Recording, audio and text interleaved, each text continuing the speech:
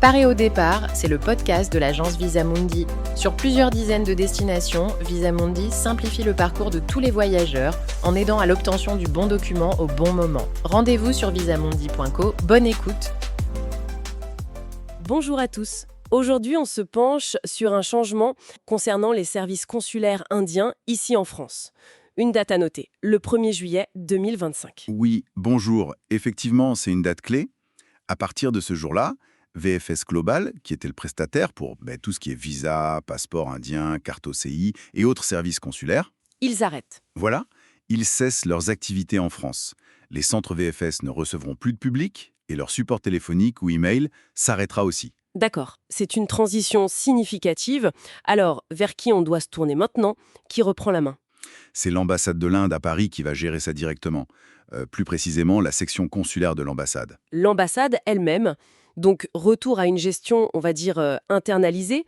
J'imagine que la procédure change aussi. On ne peut plus juste se présenter. Exactement. Fini de se présenter sans prévenir. L'accès se fera exclusivement sur rendez-vous.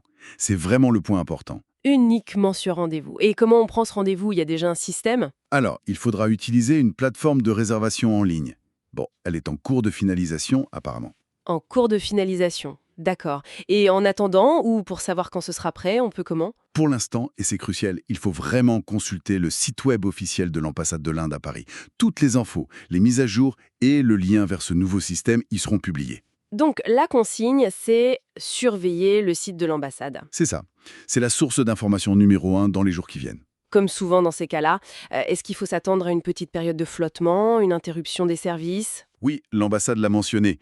Il y aura probablement une courte interruption pour les services consulaires normaux, juste au début, à partir du 1er juillet. Ça pourrait durer un jour ou deux, le temps que tout se mette en place. 1 ou 2 jours, bon, il faudra être un peu patient si ce n'est pas urgent. Voilà, un peu de patience pour les démarches classiques. Et si c'est vraiment urgent pendant cette courte période, et une urgence consulaire, ça arrive? Ah oui, bonne question. L'ambassade a bien précisé que les services d'urgence, eux, seront maintenus, même pendant l'interruption des services normaux. D'accord, donc il y aura quand même une solution pour les cas critiques. Il faudra sans doute les contacter via les canaux d'urgence habituels. Oui, probablement ceux indiqués sur leur site pour les situations urgentes. Parfait, ça nous amène à une question, je pense, essentielle pour beaucoup de voyageurs. Et l'e-visa. Est-ce que ça change quelque chose pour l'e-visa? Alors là, c'est le point très positif. Le système de visa électronique, l'e-visa, lui, n'est absolument pas touché par ce changement. Il continue de fonctionner normalement. Ah, excellente nouvelle. C'est important de le souligner. Peut-être rappeler rapidement comment ça marche, l'e-visa. Bien sûr, c'est une procédure qui est entièrement en ligne. On remplit le formulaire sur le site dédié, on télécharge les documents demandés, photos, passeports, on paye en ligne. Et pas besoin de se déplacer. Non, aucun déplacement. Si la demande est acceptée, on reçoit l'autorisation de voyage électronique par email. C'est tout. Et c'est valable pour qui? Pour quel type de voyage? C'est ouvert à beaucoup de nationalités, y compris les Français, bien sûr, et ça couvre pas mal de motifs. Le tourisme, évidemment, mais aussi les voyages d'affaires courts, les raisons médicales, assister à des conférences. D'accord. Et les durées varient, je suppose? Oui, ça dépend du type d'e-visa.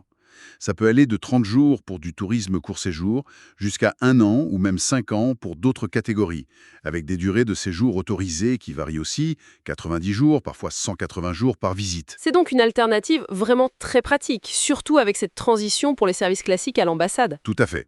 Pour toutes les personnes éligibles et dont le projet de voyage correspond, les visas, c'est clairement la solution la plus simple et la plus rapide en ce moment.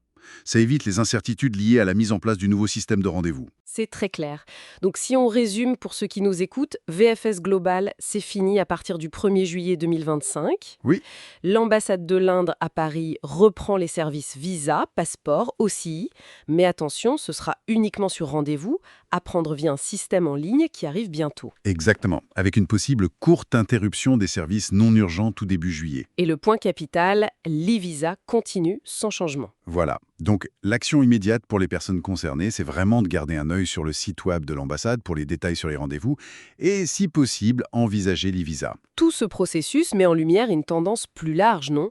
Cette numérisation des démarches administratives, consulaires, l'e-visa, la prise de rendez-vous en ligne. Effectivement, c'est une modernisation qui est en marche un peu partout.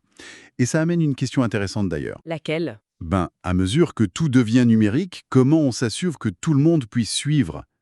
Je pense notamment aux personnes qui sont moins à l'aise avec l'informatique ou qui ont un accès limité à Internet. Comment garantir l'accès à ces services essentiels pour tous? C'est un vrai défi qui accompagne cette digitalisation. C'est une excellente question pour terminer. La digitalisation, c'est pratique, mais il ne faut pas oublier l'accessibilité. Merci beaucoup pour ces éclaircissements très utiles. Avec plaisir.